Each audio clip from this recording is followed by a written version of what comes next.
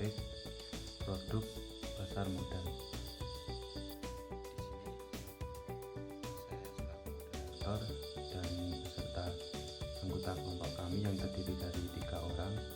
Yang pertama ada Mbak Tiara Yulia dengan NIM 2019 yang kedua ada Mbak Adinda Safa dengan NIM 2019 dan yang ketiga saya sendiri Rahmat Wahyudi dengan NIM 2019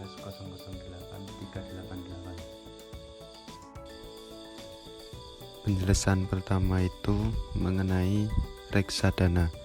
Pengertian reksadana di sini adalah sertifikat yang menjelaskan bahwa pemiliknya menitipkan uang kepada pengelola reksadana atau manajer investasi, di mana di sini untuk digunakan untuk sebagai modal berinvestasi. Baik, perkenalkan nama saya Adinda Safa Ramadhani, NIM 2019 008363. Di sini saya akan menjelaskan presentasi yang berikutnya. Yang selanjutnya yaitu saham. Saham dapat didefinisikan sebagai tanda penyertaan atau pemilikan seseorang atas badan dalam suatu perusahaan. Wujud saham adalah selembar kertas yang menerangkan bahwa pemilik kertas tersebut adalah pemilik perusahaan yang menerbitkan kertas tersebut. Saham ini memperoleh imbalan yang diperoleh dengan kepemilikan saham berupa kemampuan memberikan keuntungan yang tak terhingga. Maksud dari kata keuntungan yang tak terhingga yaitu keuntungan tergantung perkembangan perusahaan. Jika perusahaan mampu menghasilkan laba yang besar atas sahamnya tersebut, maka pemegang saham tersebut akan menikmati keuntungan yang besar pula. Selanjutnya, dana yang besar akan didistribusikan kepada pemegang saham sebagai dividen. Laba yang diperoleh tadi akan dialokasikan menjadi dividen dan laba ditahan yang digunakan untuk memperkembangkan usaha perusahaan. Saham ini juga dapat memperoleh capital gain dengan cara membeli saham saat harga turun dan menjualnya kembali saat harga sahamnya itu naik. Yang selanjutnya itu ada saham preference. Saham preference adalah gabungan antara obligasi dan saham biasa.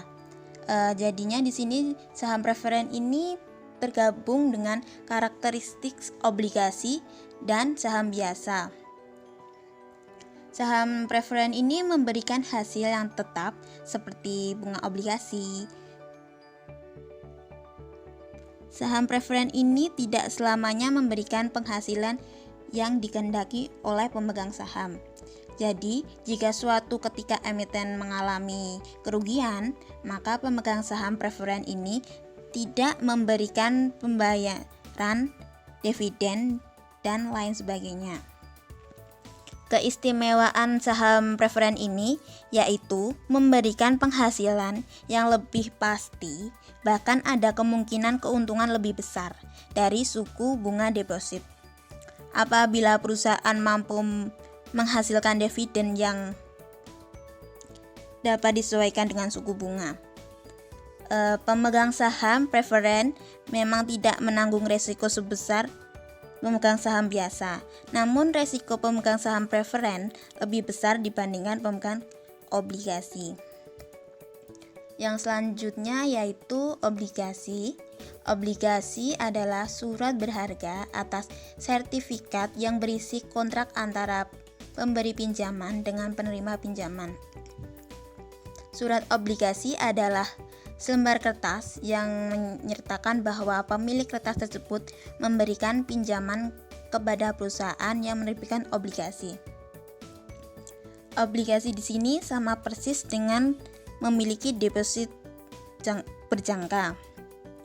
Hanya saja obligasi dapat diperdagangkan. Obligasi memberikan penghasilan yang tetap, yaitu berupa bunga yang dibayarkan dengan jumlah yang tetap pada waktu yang telah ditetapkan. Obligasi ini juga kemungkinan mendapatkan capital gain. Dan kesulitan obligasi ini untuk menentukan penghasilan obligasi disebabkan oleh sulitnya memperkirakan perkembangan suku bunga. Padahal yang kita tahu, harga obligasi sangat tergantung dengan perkembangan suku bunga.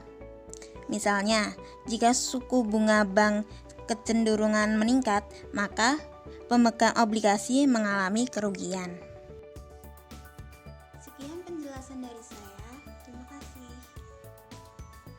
Assalamualaikum warahmatullahi wabarakatuh. Perkenalkan, nama saya Tiara Imania, NIM 2019-008364. Di sini saya akan memaparkan materi tentang waran dan right issue. Waran adalah hak untuk membeli saham, biasanya pada waktu dan harga yang sudah ditentukan. Biasanya waran ini dijual bersamaan dengan surat berharga lainnya, misal obligasi atau saham. Penerbit waran harus memiliki saham yang nantinya dikonversi oleh pemegang saham. Namun setelah obligasi atau saham yang disertai waran memasuki pasar, baik obligasi, saham maupun waran dapat diperdagangkan secara terpisah. Selain itu, waran dapat ditukar dengan saham. Pilihan terhadap alat investasi ini karena yang kemampuannya itu memberikan penghasilan ganda, terutama waran yang menyertai obligasi, karena di samping akan mendapatkan bunga obligasi, kelak setelah waran dikonversi menjadi saham akan mendapatkan dividen dan capital gain. Yang kedua adalah right issue. Right issue ini adalah hak bagi pemodal membeli saham baru yang dikeluarkan oleh emiten. Karena merupakan hak, investor tidak terikat untuk membelinya. Ini berbeda dengan saham bonus atau dividen saham yang otomatis diterima oleh pemegang saham. Right issue ini dapat diperdagangkan. Pilihan terhadap alat investasi ini karena kemampuannya memberikan penghasilan yang sama dengan membeli saham, tetapi dengan modal yang lebih rendah. Biasanya harga saham hasil right issue lebih murah dari saham lama, karena membeli right issue berarti membeli hak untuk membeli saham. Maka kalau pemodal menggunakan haknya, otomatis pemodal telah melakukan pembelian saham. Dengan demikian, maka imbalan yang akan didapat oleh pembeli right issue adalah sama dengan membeli saham, yaitu dividen dan capital gain. Sekian atas presentasi saya. Wassalamualaikum warahmatullahi wabarakatuh. Itu tadi penjelasan dari kelompok kami. Apabila ada kekurangan, kami mohon maaf yang sebesar-besarnya dan semoga bermanfaat bagi kalian semua. Sekian dari saya, terima kasih, salam dan bahagia.